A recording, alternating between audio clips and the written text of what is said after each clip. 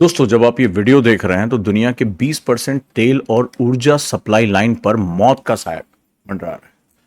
Hormuz strait, जो महज 21 मील चौड़ा एक समुद्री रास्ता है, आज ग्लोबल एनर्जी मिक्स का सबसे बड़ा बॉटलनेक बन चुका है। और सीनियर जियोपॉलिटिकल एनालिसिस होने के नाते मैं आपको चेतावनी दे रहा हूं कि यहां मची हलचल केवल एक क्षेत्रीय तनाव नहीं, केवल एक रीजनल टेंशन नहीं है, बल्कि पूरी दुनिया की अर्थव्यवस्था की चाबी है जो अब एक खतरनाक ताले में फंस गई है। सवाल है, क्या हम 1970 के दशक से भी बड़े तेल झटके की ओर बढ़ रहे हैं? सस्पेंस गहरा है क्योंकि इस बार खिलाड़ी और उनके हथियार दोनों बदल चुके हैं। क्या रीजन है कि दुनिया के जो मैरीटाइम लॉज हैं वो बर्बाद हो रहे हैं, वो काम नहीं कर पा रहे हैं? यूनाइटेड नेशन इफेक्टिव क्यों नहीं है? चीन को इसमें क्या बहुत बड़ा लॉस होने जा रहा है? ये सारी चीजों को हम समझते चलेंगे धीरे धीरे करके, एक एक स्टेप में। तो अप्रैल 2026 की अगर वर्तमान स्थिति किसी ज्वालामुखी के फटने जैसी है। इस्लामाबाद में शांति वार्ता विफल होने के बाद अमेरिकी राष्ट्रपति डोनाल्ड ट्रंप ने ईरानी बंदरगाहों की नेवल ब्लॉकेड यानी पूर्ण घेराबंदी का आदेश दे दिया है। अजीबोगरीब तरीके से वो इंसान काम कर रहा है।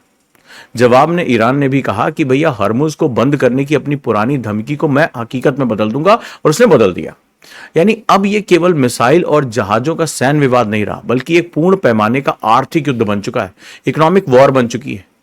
ट्रंप ईरान की कमाई के रास्ते बंद करना चाहते हैं, लेकिन ईरान ने जो जवाबी चक्रव्यूह रचा है उसने वैश्विक बाजारों में हाहाकार मचा के रख दिया है, बहुत बड़ी तबाही ले आके रख दी है।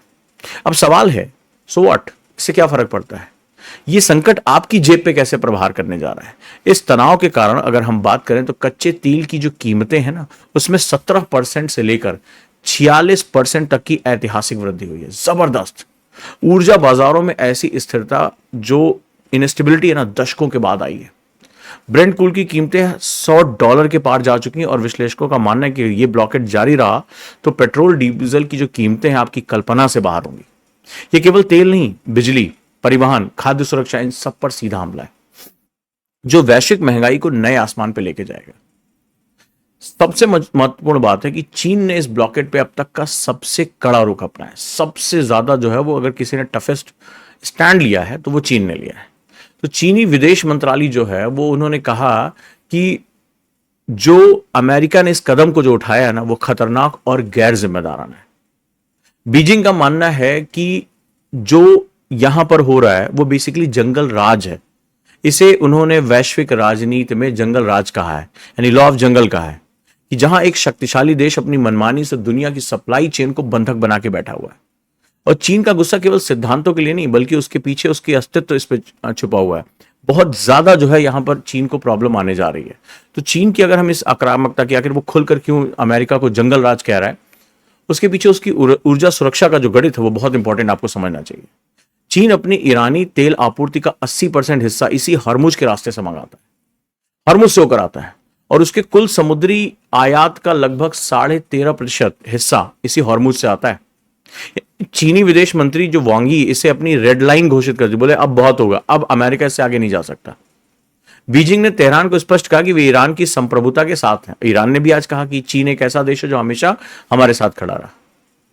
लेकिन जो अंतरराष्ट्रीय व्यापारिक मार्ग है ना, बोले इसका बंद होना उन्हें कतई मंजूर नहीं, और दोनों पक्षों के लिए हम बोला ये चीन के लिए रेड लाइन डिप्लोमेसी का इम्तहान है कि चीन आखिर अपनी जो रेड लाइन है वो कहां ड्रॉ करता है, क्योंकि उसकी इकोनॉमी का पहिया इसी रास्ते से मिलने वाले ईंधन पर टिका हुआ है। अब इस युद्ध की अगर बात करें तो इसमें बहुत से अमेजिंग फैक्ट सामने आ रहे हैं, और जो सबसे बड़ा फैक्ट निकलकर सामने आ रहा है कि ईरान ने डॉलर के प्रभुत्व को सीधी चुनौती दे दी है, और युआन टोल सिस्टम शुरू कर दिया है कि हम जब अब जो भी बात करेंगे हम युआन में बात करेंगे। सीधे सीधे बोल दिया।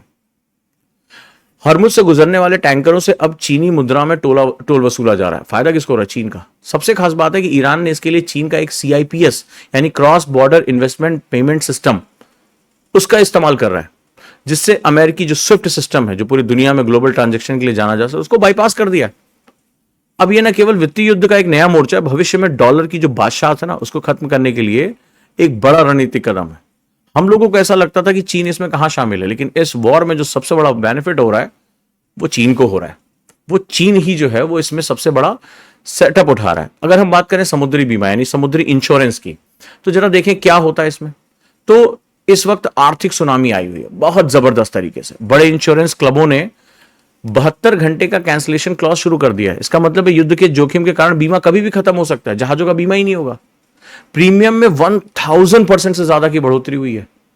यानी $100, अगर $100 मिलियन के जहाज का बीमा खर्च $2,50,000 से बढ़ाकर $3 मिलियन पहुंचा दिया गया है। और स्थिति को संभालने के लिए अमेरिकी सरकार को चब डीएफसी के माध्यम से 20 बिलियन की रोलिंग बैकस्टॉप सुविधा देनी पड़ी, ताकि जहाजों की आवाजाही को किसी तरह सुरक्षित किया जा सके। अब इतना खतरनाक हो गया कि जहाज इधर जाने को तैयार नहीं, इंश्योरेंस कंपनी उनको प्रीमियम देने को तैयार नहीं है। बहुत बड़ा जो है संकट हमारे सामने आ चुका है। संकट तब और गहरा गया जब कतर के रास फलान यानी एलएनजी प्लांट पर ड्रोन हमले हुए, जिससे वहां की 37% क्षमता ठप हो गई।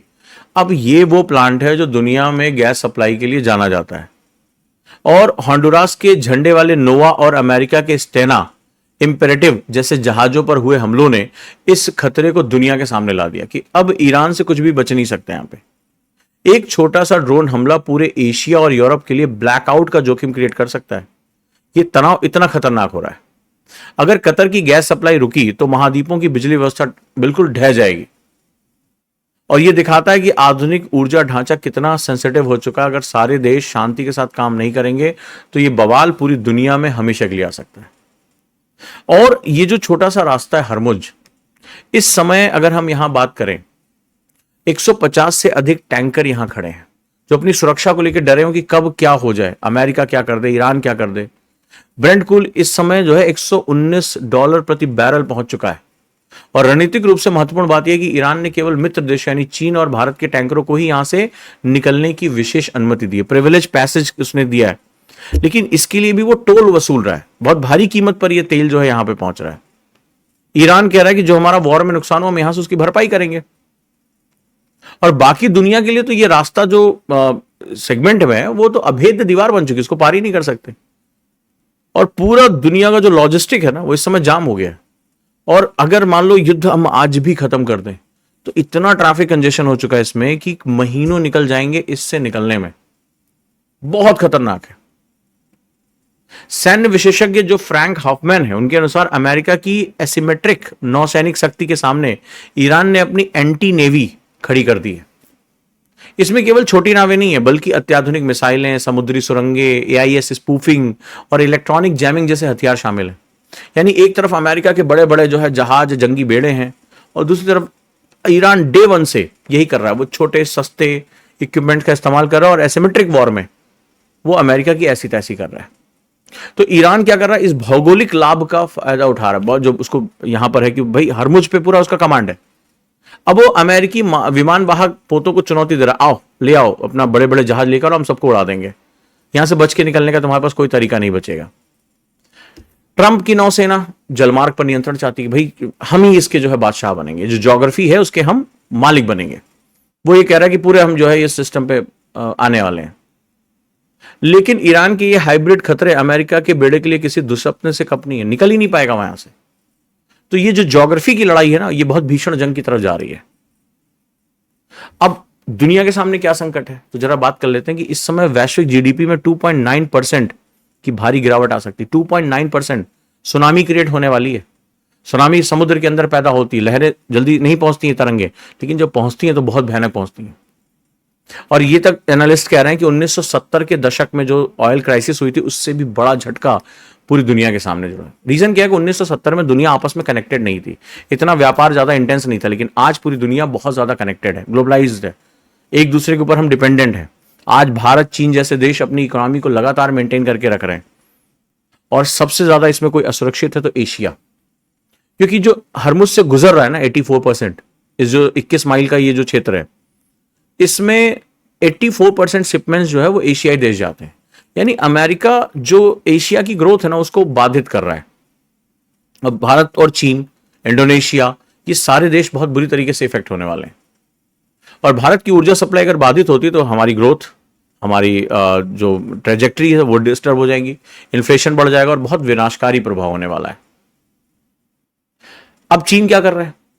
चीन इस झटके से उभरने के लिए अपनी रेजिलियंस यानी सहन शक्ति को मजबूत कर लिया है। उसके पास एक तो जो स्टॉक है बहुत ज्यादा है, 1.4 बिलियन बैरल का विशाल स्ट्रेटजिक भंडार है उसके पास जो कई दिन तक चलेगा। फिर उसने एनर्जी राइस बाउल यानी ऊर्जा के कटोरे को जो है वो इस्तेमाल कर रहे हैं, राइट। जैसे चीन क्या कर रहा है, भारत से लेट हो गया ये। चीन ने अपनी आधी से ज्यादा कारें इलेक्ट्रिक कर ली, यानी इसकी तेल पे निर्भरता कम हो गई। फिर इसको एडवांटेज है ये पाकिस्तान और रशिया से होते हुए ये जो मध्य एशिया से वहां से पाइपलाइन के थ्रू लेकर गैस और तेल लेकर, यानी उस पर हरमुज पे उसकी डिपेंडेंसी कम हो गई भारत के कंपैरिजन में। फिर चीन ने क्या किया, रिन्यूएबल एनर्जी ग्रिड तैयार कर दी, पूरे पहाड़ों को उसने ढक दिया है रिन्यूएबल एनर्जी से। सबसे ज्यादा सेमीकंडक्टर वही जनरेट करता है, फोटोवोल्टेइक सेल्स वही जनरेट करता है। इस सब ने क्या किया, उसकी एनर्जी के बास्केट को बहुत रिच कर दिया है। तो इतना बड़ा संकट आ रहा है, लेकिन चीन को बहुत ज्यादा इसमें नुकसान नहीं हो रहा, लेकिन चीन को फायदा होता हुआ दिखाई पड़ा है। उसके युआन की जो है डिमांड बढ़ती जा रही है, ईरान उसके युआन में डिस्कशन कर रहा है। ये दोनों जो है वो चीन के लिए बहुत मौका है कि वो अमेरिका को चैलेंज करे। तो अगर हम इस तरह से देखें तो चीजें बहुत ही खास होती हुई दिखाई पड़ रही हैं, लेकिन भारत इस चक्की में पिस रहा है, क्योंकि समय रहते हमने अपने एनर्जी बास्केट्स को बहुत इंप्रूव नहीं किया। जब से हमारा 1947 में बंटवारा हुआ तो मध्य एशिया में जाने के लिए जो पाकिस्तान अफगानिस्तान का रास्ता खुल गया, ये हमारे लिए पूरा ब्लॉकेज हो गया।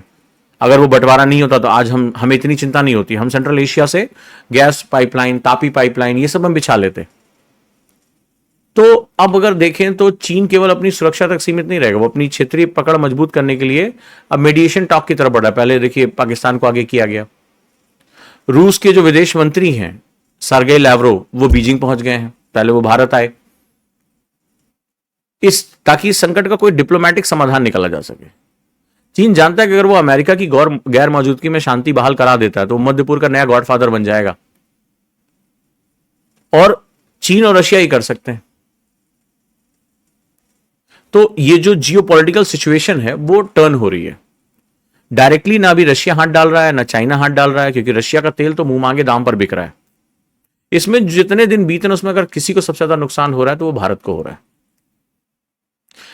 तो हरमुज का जो संकट है ना, वो केवल दो देशों की जंग नहीं है, ये एक जो नया वर्ल्ड ऑर्डर है ना, ये नए वर्ल्ड ऑर्डर की एक बहुत बड़ी जंग है। तो आप ये समझिए कि इसके बाद इसको जैसे होता है ना कि डिलीवरी में जब महिलाओं को पेन होता है, प्रसव पीड़ा जिसे कहते हैं, तो एक नया वर्ल्ड ऑर्डर निकल रहा है। अब इस नए वर्ल्ड ऑर्डर में कौन बादशाह बनेगा, कौन अपनी गद्दी छोड़ेगा, कौन गॉडफादर होगा, ये अभी बताना बहुत मुश्किल है। ऊंट किस करवट बैठेगा। एक तरफ अमेरिका अपने डॉलर और अमेरिकी नौसैनिक का दबदबा बनाए हुए है, दूसरी तरफ युआन और जो ईरान का भौगोलिक नियंत्रण है, जियोपॉलिटिकल जो सेगमेंट है, वो भी एक हकीकत है। अब ये देखना होगा कि दुनिया किस तरफ जा रही है, दुनिया किधर मूव करेगी, और कूटनीति के इस बार युद्ध उन्माद को हरा पाती कि नहीं। आपको क्या लगता है कि अमेरिका का जो ब्लॉकेड है वो सफल होगा, या चीन रूस गठबंधन बाजी मार ले जाएगा, जो ये चाहते हैं कि युद्ध थोड़ा लंबा खींचे और उनकी जो सुप्रीमेसी वो मेंटेन हो जाए। अपनी राय कमेंट में जरूर देना, और भू राजनीति के जो गहरे ऐसे विश्लेषण के लिए इस चैनल को सब्सक्राइब करिए। मिलते हैं, धन्यवाद।